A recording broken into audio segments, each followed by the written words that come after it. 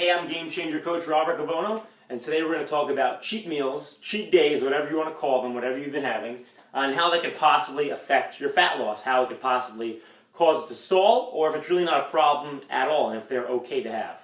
And so just the question is, can I have a cheat meal, can I have a cheat day while I'm trying to lose weight? There really is no specific answer to that. It really just all depends on you, how much you're eating, and that's just something that you can only find out through taking an actual dietary recall of your diet. So that's why if you do hit a fat loss plateau and you want to know if it's the more fun foods that you're having, the weekends that you're eating, the cheat meals that you're having, if you want to see if that's really causing the problem, then I really do suggest that you keep a food log at least 3 days for the week, preferably a whole week, and then you can see how much you're eating and you can see if it's a problem or not.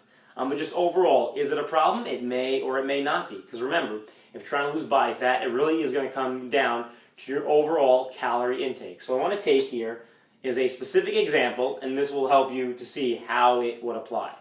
So let's take a man or a woman, whatever the case may be, somebody who maintains their weight on an average of 2,200 calories a day. Okay, so if that's their maintenance, then typically a good rule of thumb that we like to go by is that if we subtract about 500 calories a day from that maintenance, then they should theoretically be able to lose about a pound a week. Okay? So if that person drops to 1,700 calories a day, they should be able to lose about a pound a week.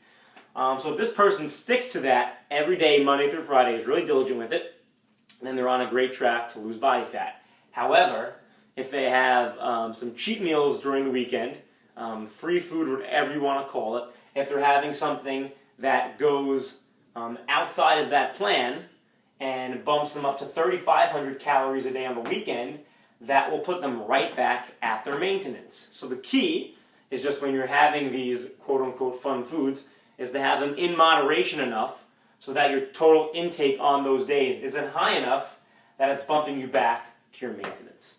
So 3,500, is that something that's very easy to get to or is that hard to get to? Well, actually that's pretty realistic.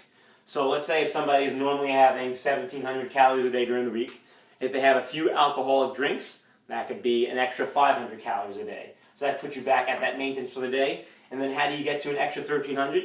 If you're going out and you're having a much larger meal than usual, throw an appetizer, maybe a dessert, then yeah, that could probably get you to that 3,500 calories and you didn't even expect it. So can your cheat meals be interfering with your fat loss? Yeah, you bet that it definitely can be.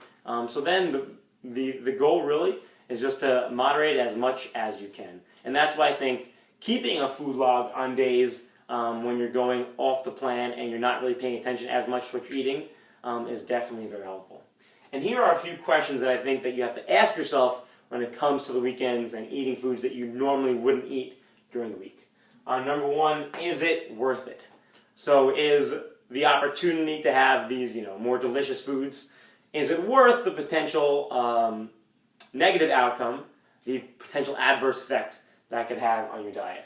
And how important is your goal to you? So if you're just trying to lose the last few pounds, and you know that by not having those few beers on the weekend, it'll help you get to your goal, then if those last few pounds aren't so important to you, then maybe it's not such a big deal. You have those few extra drinks, and you go about your merry way, and it's just more important that you're enjoying yourself. But if you have a long way to go, and you know that having those drinks on the weekend and going out to eat multiple times on the weekend is interfering with your goal, if that goal is that important to you, then yeah, you're going to have to make some changes, and you're going to have to try to stay within your normal routine, even on the weekends. And really the most important thing is consistency. The more consistent you are with your daily nutrition plan that's getting you to your fat loss goal, the better you're going to do. So the more you're veering off your plan, the greater the chance that it's going to interfere with your fat loss. So yeah, can you have cheat meals? Can you have foods that you're not too concerned about counting and measuring and all that sort of stuff? You can, but if it's taking you out of the total intake that you have aimed for, then yeah, it's going to interfere with your goals. If you're not sure, keep the daily food log and see kind of where you're slipping up and where you need to make changes. And of course, know how important your goal is to you.